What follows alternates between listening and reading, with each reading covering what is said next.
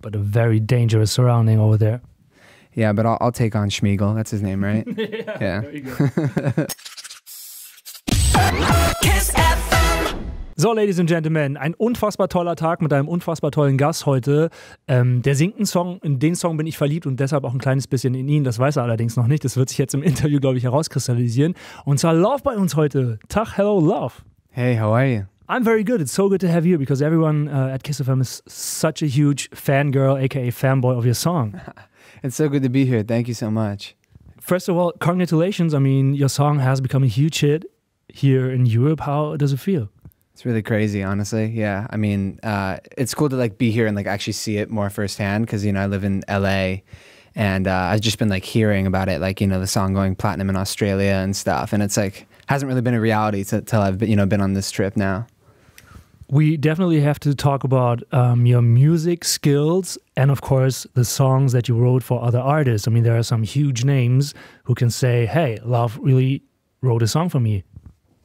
I'm down. Ask me any questions about the songs. I mean, first of all, Demi Lovato. I'm a huge fan of hers. Hello, Demi, if you're watching this.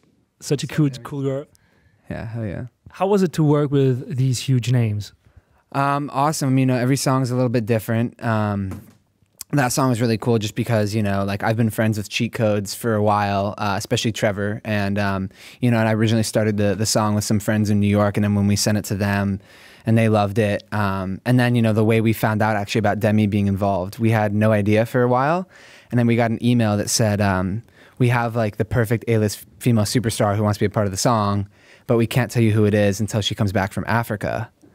So we're sitting there like, okay, who's in Africa? Scouring Instagram. And then we found a photo of Demi pretty quick. And then you realize it has to be Demi Lovato. Yeah, so we were very excited, yeah. How cool is that? Is it easy for you to give songs away or do you sometimes regret it? It's a good question. I find like, you know, all of my songs, everything I've put out myself is just like about my life, like very honest, I guess. And so when there's songs that like I feel that way about, then I won't give them up, or I haven't been in that position yet. Usually it's like the songs that end up being for other artists were like a situation where it was more like me helping them tell their story or something like that. And if it should ever happen that you regret giving a song away, you might just do a cover. Exactly. I never thought about it that way. Yeah, sure. Why not? Now that you've released your own songs, any feedback from other musicians? I mean, you are friends with a lot of other musicians in the industry.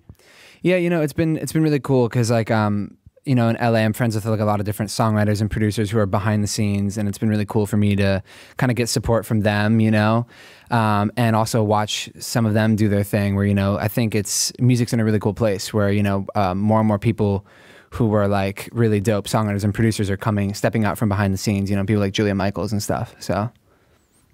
I've never been to California, but it is one of my big dreams to go to the West Coast and do like a road trip. Anything that I really have to see. So, like, be my trip advisor. Okay. Well, I mean, you definitely have to get some In-N-Out burger. I mean, that's like a classic, like, yeah, you go to California. I would recommend just driving down the whole coast, like from Northern California all the way down. It's a really, really beautiful drive. It'll take a while, and there's definitely some traffic, but it's super beautiful.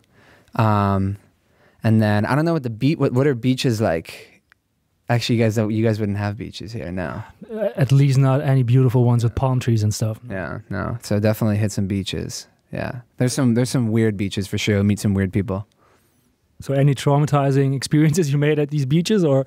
I've been lucky. Like I'm pretty good at dealing with like weirdness. My sense of humor is very weird, so nothing really phases me.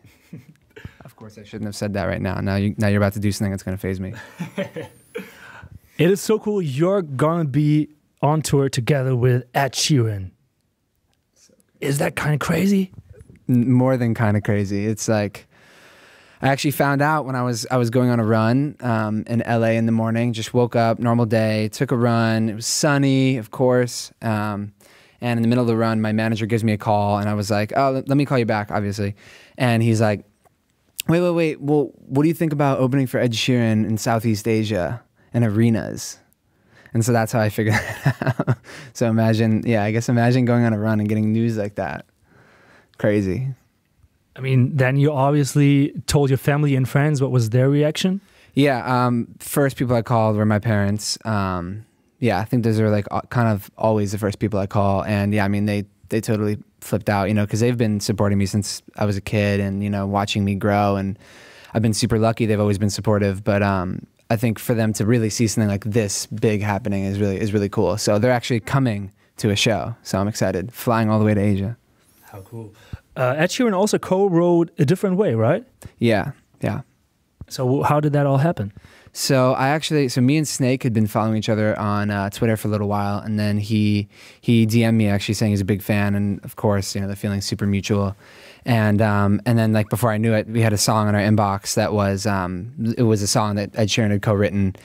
And I was just super excited to be a part of it because the song is super emotional, and that's kind of like, you know, what I love to do. But it's also, you know, Snake doing his like super game-changing thing where it's like you get to the drop and it's like, I think there's nothing, I haven't heard anything like it. So yeah, that's just a huge honor. I mean, Snake is somebody who is, you know, becoming huger and huger. He did stuff with Major Lazer, Justin Bieber, and now it's your turn to, you know, make another huge hit with DJ Snake.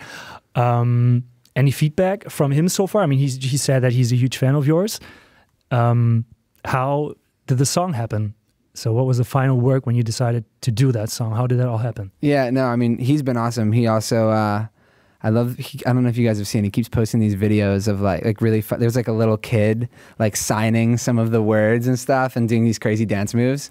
So yeah, I mean, he's been really incredible. I mean, hopefully this song will be his biggest one yet. Let's see. Of course, buy it and make it bigger than any other DJ Snake song. How about that? That would be tight. Let's play a little either or game, which I really enjoy. Stranded on a lonely island with somebody you hate or forever alone? I think it would be kind of fun to be stranded on a lonely island with somebody I hate. You know, I think if you're totally alone, you'll go actually like clinically insane. So yeah, it would be weird. I don't know. No one's ever asked me that. Okay, let's move on with East Coast or West Coast.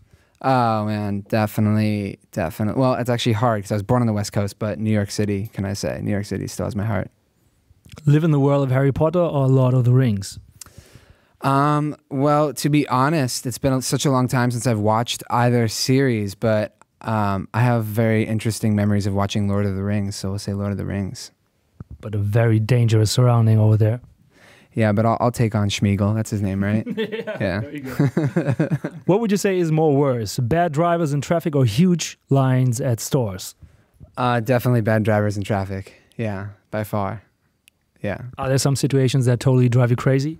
I mean, LA all the time. It's like you're constantly being cut off, and the traffic's obviously some of the worst in the world. So yeah, every day. Since I Like Me Better is becoming bigger and bigger, more people start to recognize you on the street. Any crazy fan experience so far? Nothing too like crazy yet. You know, like when I did my headlining tour, you know, I had fans coming to me. I guess this is crazy, but crazy maybe not in the way you were originally asking. Where they had like my lyrics tattooed on them, or you know, like a girl had a song title on her finger. Like I thought that was really crazy. You know, like the idea that somebody wants to commit your words forever on them.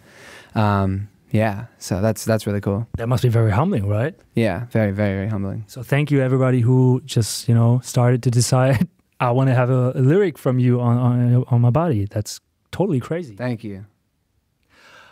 We have the fuck you hotline at Kiss FM, which basically means that our listeners can call us and tell a fuck you to a situation, to a person, to something that totally made them go crazy. Is there anything that you want to say on our fuck you hotline? Anything that you want to shout out to the world? Oh man, like what do you mean exactly? Just like something that I'm mad at, or? Yeah, I mean the last fuck you was from Danny from The Script, who said here like a week ago, and he was very mad at the Four Seasons in New York because his hotel room was a mess.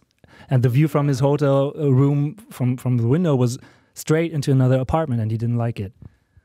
Okay. Honestly, I really like, I don't feel like I have anything that's gotten me that mad that I want to say fuck you to. but maybe eventually that'll happen, and I can call in and drop a random one in. And maybe a little fuck you to the traffic in Los Angeles. Yeah, just a little one. Or a really big one, actually. Yeah, you're right. What is your most important music memory to you that you keep in your heart, and maybe that's the reason why you make music?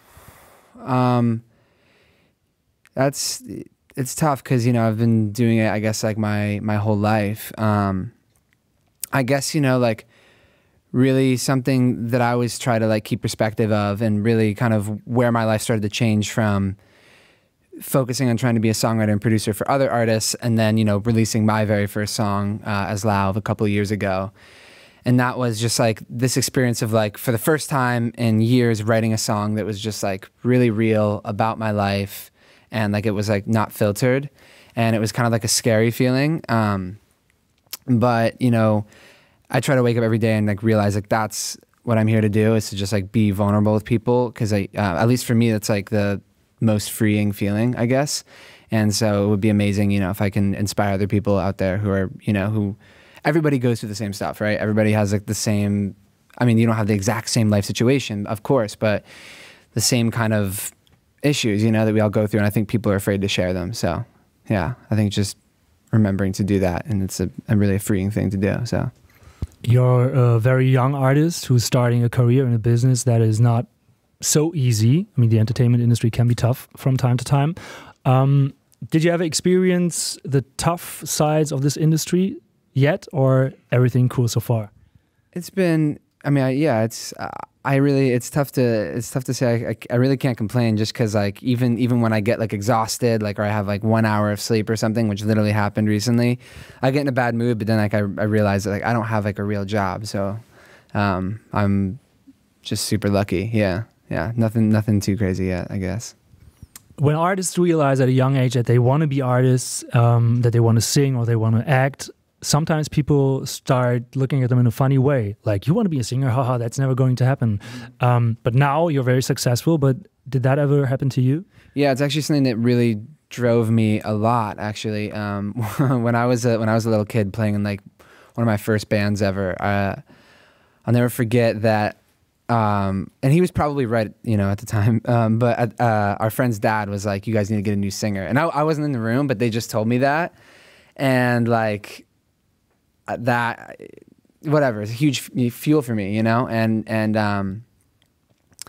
it's also like a huge thing. Not to be too corny or anything, but like I had like one particular experience when I was on tour doing my headlining tour in the States, where I met a couple fans after the show. We were just hanging out, and like, you know, I get the sense that there's a lot of people out there who want to do creative stuff, who want to be singers, want to be artists, or, you know, want to be dancers, whatever. And I think this world is kind of programmed to tell you that you can't, or you shouldn't try, or like it's totally unrealistic. And we're also programmed to tell ourselves that over and over, that we're not, you know, that you can't really make it, like you should do something else. Mm-hmm. And, you know, for me, it's just been about like deciding that like no matter what, and like no matter how hard it is, I'm gonna do that. And I think it's, you know, really important, you know, for people to remember that like just because you're not like born, you're not like perfect and ready to go right from the start, doesn't mean you can't work and get what you believe in. So very inspirational words. Thanks for that. Maybe you just helped some kids to start a music career. No, very cool. That was very nice. Anything you always wanted to be asked about during the interview, or anything you always wanted to talk about but never got asked about? I guess I haven't really thought about like hypothetical interview questions I want to be asked, but if you have anything on your mind, shoot. I'm down to answer something, whatever. Well, how old are you? You're a grown man. Okay. Is there an artist where you would say that you were in love with maybe as a kid, and now you got to see that person in live? Okay, well, I'm definitely super, like one of my biggest inspirations is Chris Martin from Coldplay. And a few months ago when I was in LA, went into a sushi restaurant and sat right next to Chris Martin sitting across from Beck. So that was like a crazy experience. We're like cutting his hair without him knowing so you can keep something from it, or wasn't it like that crazy? No, I cut his hair and he saw. It was really weird. No, just kidding. So you have to keep away like 500 meters and... Yeah, right. Oh, can you imagine? No, I didn't even want to like disturb them. I just kind of let them have their dinner, but it was cool to see him in the flesh.